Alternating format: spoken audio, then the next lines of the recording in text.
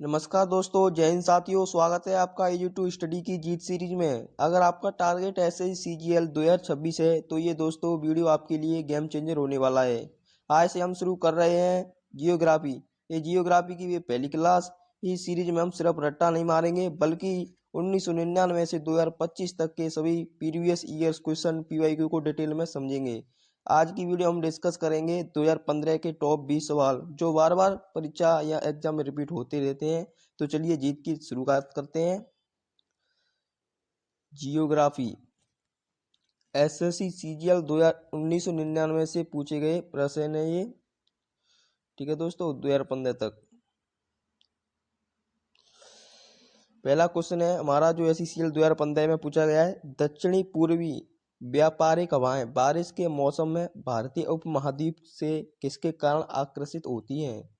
देखिए दोस्तों, दक्षिण पूर्वी व्यापारिक हवाएं बारिश के मौसम में भारतीय उपमहाद्वीप से किसके कारण आकर्षित होती हैं? तो ये जाएगा उत्तर पश्चिम भारत में कम वायु दाब के होने से। क्या दोस्तों, जो उत्तर पश्चिम में भारत में कम वायु दाब के से होने से क्या होता है? दक्षिण पूर्वी व्यापारिक हवाएं बारिश के मौसम में भारतीय उपमहाद्वीप से कारण आकर्षित होती रहती हैं। ठीक है, अगला प्रश्न है उत्तरी पूर्वी मानसून से किस प्रदेश में वर्षा होती है? उत्तरी पूर्वी मानसून से किस प्रदेश में वर्षा होती है? ये हो जाएगा तमिलनाडु में। निम्नलिखित में से कौन सी नदी भारतीय भू क्षेत्र से नहीं निकलती है? निम्नलिखित में से कौन सी नदी भारतीय भू क्षेत्र से नहीं निकलती है? तो ये हो जाएगा दोस्तों सतलज नदी। ठीक है,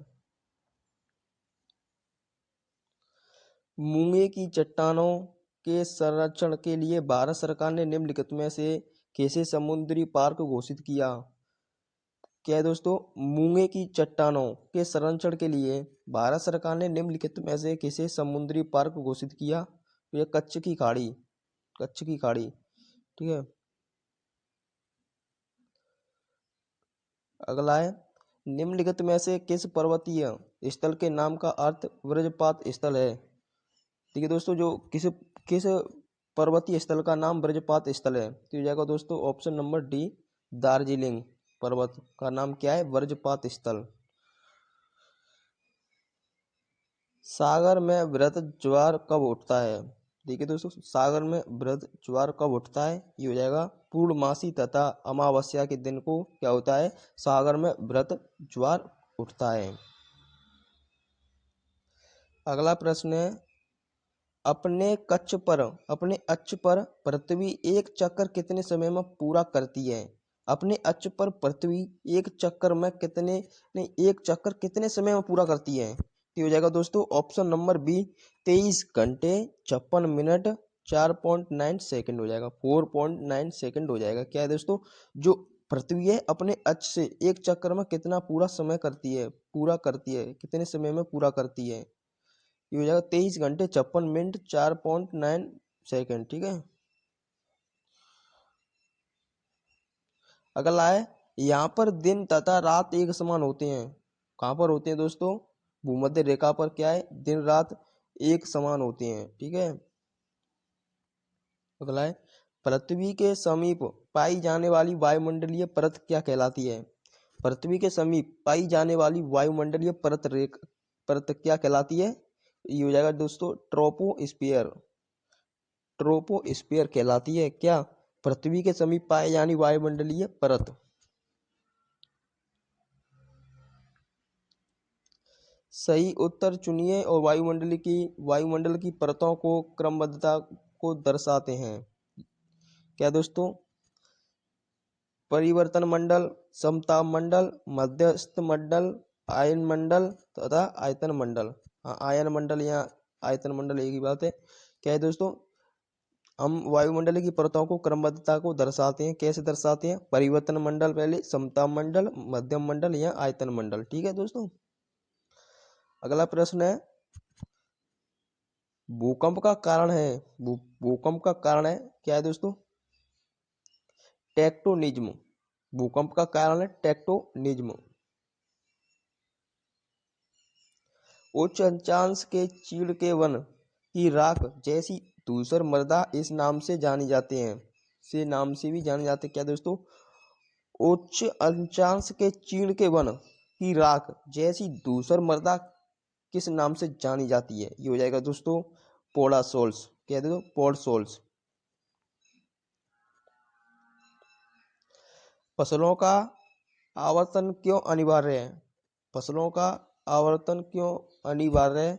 मृदों की उर्वरता को बढ़ाने के लिए। ठीक है दोस्तों, ये दोस्तों SECL 2015 में पूछे गए प्रश्न है ये। ठीक है, नदी मार्ग का सोपानी प्रोफाइल क्या है? नदी मार्ग का सोपानी प्रोफाइल क्या है? ये हो जाएगा दोस्तों ऑप्शन नंबर बी, ऊपरी मार्ग में निर्वात वक्र। जल निर्गम छिद्र किस प्रकार की स्थलाकृति में पाए जाते हैं? जल निर्गम छिद्र किस प्रकार की स्थलाकृति में पाए जाते हैं? ये हो जाएगा दोस्तों ऑप्शन ए, चूना क्षेत्र।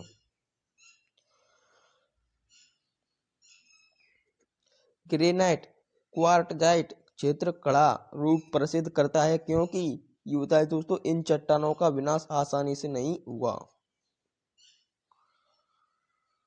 पर्वतीय क्षेत्रों में सड़कों के अवरुद्ध होने का प्राकृतिक कारण प्राय क्या होता है? ये तो भूस्खलन। ठीक है दोस्तों, घटती उत्पादनशीलता के क्रम में पारिस्थितिक तंत्र में निम्नलिखित में से कौन सा क्रम सही है? ये होता है सागर, मैंग्रोव, झील, घास मैदान। ठीक है दोस्तों, 19 सदाबहार किस्म के वन यहाँ पाए जाते हैं। क्या पाए जाते हैं दोस्तों? भूमध्य रेखीय क्षेत्र पर। ठीक है दोस्तों, ये बहुत ही इंपॉर्टेंट है, इसकी 2015 में पूछे गए प्रश्न है ये। सदाबहार किस्म के वन कहाँ पाए जाते हैं? भूमध्य क्षेत्र पर। ठीक है, रेखीय क्षेत्र पर। अगला प्रश्न क्या है? देखिए दोस्तों, इसका आंसर आप कमेंट बॉक्स में देकर बताएंगे। ठीक है, क्या है दोस्तों? पढ़िए इसको सही से। निम्नलिखित तालिकाओं को जोड़िए और तथा विकल्पों को सही विकल्प चुनिए। ठीक है, तालिका 1, तालिका 2। फसल संसार के प्रथम। चावल क्या है दोस्तों? मक्का कैसे? रबड़ कहाँ पर? गन्ना कहाँ पर? ठीक है दोस्तों, इसको आप मुझे कमेंट बॉक्स में सही आंसर बता के बताओ क्या है इसका। ठीक है, जय हिंद, जय भारत।